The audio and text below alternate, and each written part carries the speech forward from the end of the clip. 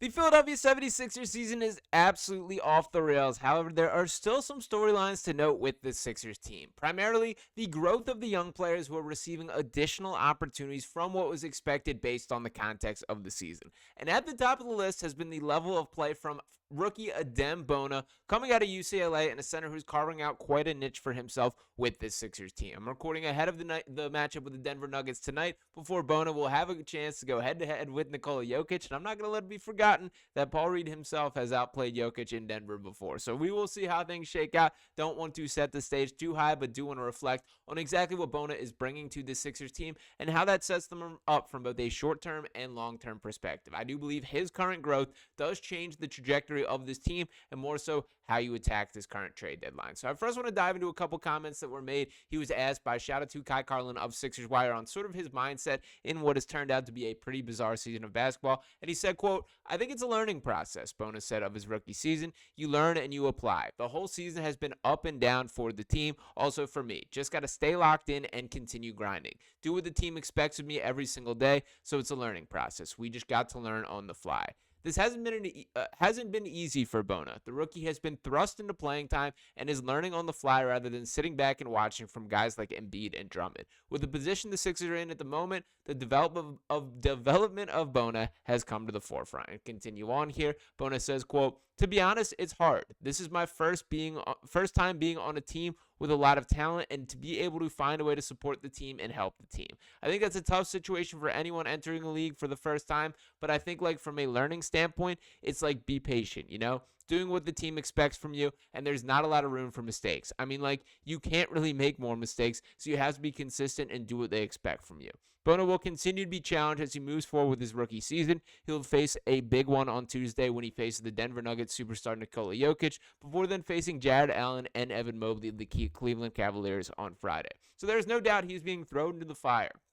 But I do believe this is a guy who is ready for it far more than you typically expect for a second-round pick. Now, granted, we're not going to get a lot looking at these season-long stats as his entire level of opportunity has been limited. But to take a look at his recent results and what he's brought to the Sixers team, his 26th game that he has played at the NBA level, finished with the matchup with Milwaukee in 24 minutes of play. He did foul out and thought he got kind of a raw deal, to be honest. I thought he played some pretty good defense on Giannis specifically. And ultimately, we know what superstar calls are at this stage in the NBA. But to highlight his statistical outline here, did finish with 10 points, 6 assists, a steal, and a block. Did have those 6 fouls in 24:05 of play. Only shot 2 of 6 at the line, which is something to note there. But I will say I'm overall encouraged by what I'm seeing from him from a shooting form perspective. He also, the game before, had 12 points and 6 rebounds against the Pacers there. Thought he brought a nice spark in that game as well. And that's probably the number one thing that stands out in his game to me. He is all effort all the time. And this has been my takeaway from Adem Bona since I first watched him at UCLA, and kind of reflect on those college stats here to pull up exactly what he brings to the table. Did spend 2 seasons in the Pac-12 representing the Bruins out there. Finishes last year with a 12.4 points, 5.9 rebounds, 1.2 assists, 1.8 blocks, and 1.1 steals in just 26.5 minutes per game there. Pretty impressive output on a pretty small sample size as far as what the level of opportunity he saw from a game-to-game basis. Now, how this impacts the Sixers team, I do think it changes the way you view Andre Drummond moving forward. I've already waved the white flag on the season. I'm ready to accept that this is likely a tanking season, and I think Daryl Morey has to adjust accordingly. And what does that mean? Take a look at this depth chart here as far as what are we looking at from the big man position. Obviously, Joel Embiid is expected to be the centerpiece, the starting center on every game basis, but we have only seen that for 13 matchups this year. Behind him has been Andre Drummond, who's battling a bit of a toe injury. I think this is a little bit more of a tanking injury than anything significant. I'm sure he's banged up. I'm sure he's hurting right now. But I will say if the stakes were a little larger at this point in the season, or if this was a game that the Sixers absolutely needed for, I don't think Andre Drummond will be missing at the rate that is currently, how things are going down for the Sixers team. Then in the third string listed in the center category on the Sixers depth chart, it is Gershon Yabusele. Now, we've talked quite a bit about what the outlook is for him. That in an ideal world, he's a key part of this Sixers championship run, going deep in the playoffs. And I do think he's a perfect player to have as a role player on a contending team. Unfortunately, that just may not be in the cards for the Sixers team. And I do think he's a guy, unfortunately, that you have to free at the deadline. If you love something, Sometimes you got to let it free, and I feel that way about Gershon Yabusele. Now, granted, this is not to mean that I would not welcome reuniting in the future or in a couple seasons or once, think it is the right time once again. But the brutal reality is it's unlikely they're going to be able to re-sign him this offseason. And with that being the case and how this Sixers season is shaping up, to me, it does spell let him free, get something in return, and be ready to retool and attack next year. For Andre Drummond, the exact same thought process, because look behind one more spot, and there is Adem Bona in that 4th spot, Pete Nance on a 2-way in that 5th.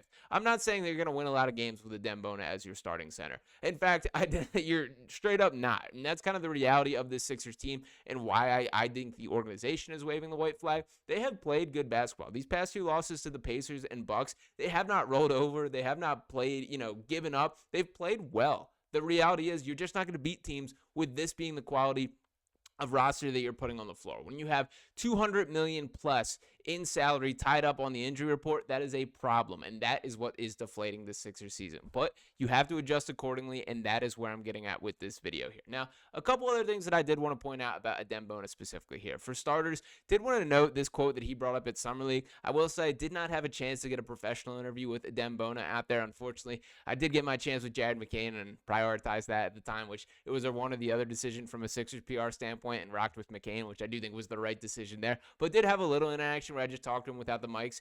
One of the nicest guys in the world. Just incredibly bend over backwards and give you whatever you want. He was so nice here. But this quote, this is in his actual media availability courtesy of Dan Ollinger here. And I will note, was not a part of this scrum as I was there to the NBA Creator Program with my guy RB Philly Takes. It did not have the in from Sixers PR, which is where this came from. But his quote, after he got posterized by Donovan Clingan in the Summer League there, is Bona said, quote, "That doesn't change anything for me. A shot blocker always gets dunked on because you're going to jump. I'm probably going to get caught a couple more times, and I'm going to keep jumping and try and block every shot." That's the exact mindset that you should want from a rim protector, and that is what I think Adem Bona's ideal role is. What he has impressed me the most about is he's exactly what you want in a bare bones center. I understand this is not the highest ceiling or highest potential that he holds, but what I can guarantee you he's going to be good at in the long term of his NBA future, he's going to set screens, he's going to catch lobs, he's going to block shots, he's going to roll the rim hard, and just do everything that you want in a basic center skill. That's what he brings to the table here. Now, when speaking on the long term for how he fits into the Sixers equation, I do think you create some significant flexibility by him potentially being your long-term backup center. I get the Paul Reed comparisons here for Bona. Where they're different to me is, for starters, Paul always had that, desire to do a little bit too much with the ball. That when he got the opportunity, he wanted to cook with the ball in his hands. That is not Adem Bona. Again, he wants the basic center things. He wants to do the bare minimum, what is expected in that role, which is, I mean this as a compliment. This is not an insult or, concerned about his ceiling or anything like that. You can carve out a long career and make yourself quite a bit of money if these are the things you're good at. Shout out to the Clint Capellas and the Onyeka Nkongwus and players like that fill that exact role. We've seen guys do it for decades and will continue well beyond Adem Bona. That is the pathway that I see him going on. But when factoring in how that fits to this Sixers team, I do think that is a long-term part of the puzzle. When you have him on a cost-controlled rookie contract, a second-round pick nonetheless, which gives you even further financial flexibility by signing him to this contract, which he's on a standard deal. You don't always see that where the second-round picks gets a standard deal immediately. That was the case with Bona and the Sixer team, which I think speaks to the organization's belief there. But if Joel Embiid is able to return next year, we are talking about Bona as a legitimate backup center. That should be the goal for the remainder of the season for him. Get him up to speed to where next season he can be that every game backup center. Now, I don't think he's perfect for every matchup. I will say I've been very impressed, and in that Pacers game specifically, thought he flashed an ability to slide his feet on the perimeter, move those puppies, as Kendrick Perkins would say there, that he could kind of switch on to guards in a way. That's something that I'll really have my eyes on, and I've also seen a lot of kind of the pushback and from you guys in the comments speaking your belief that he can be a power forward. I just don't quite see that, to be perfectly honest. Maybe the shot moves in a direction to where that is more reliable part of his game. He could space the floor, and I still think you could pair him with a guy like, say, Joel Embiid, who obviously can play perimeter-oriented and is comfortable doing that. And in kind of this reverse world where Bona can be more of a rim protector on the defensive side of the floor and just attacking, the offensive glass relentlessly there, that allows Joel to just be more perimeter-centric on the offensive end. I don't know. It's an interesting thought, and that is far in the future, so we can dive into that a little deeper. But I will say the takeaway from now for the Sixers team, one of the top goals of the remainder of the season should be figuring out exactly what you have in Adem Bona. fully unleash him, allow him to go toe-to-toe with the biggest and best centers in the league. That will start with tonight with Nikola Jokic, so very excited to see how that plays itself out. But I do think the Sixers have stumbled on the long-term backup center that they've been searching for Joel Embiid. So we'll see if that fully comes to fruition. But do want to know if you guys are with me in the comments. So is that what you're seeing from Adem Bona as well? Drop your thoughts below. As always, appreciate each and every one of you guys. It has been a brutal season from a Sixers perspective, but I'm going to keep rocking with you start to finish right here on Sixers Digest. So make sure you're smashing that subscribe button and dropping a like if you have not already. We'll be back with you next time. Peace.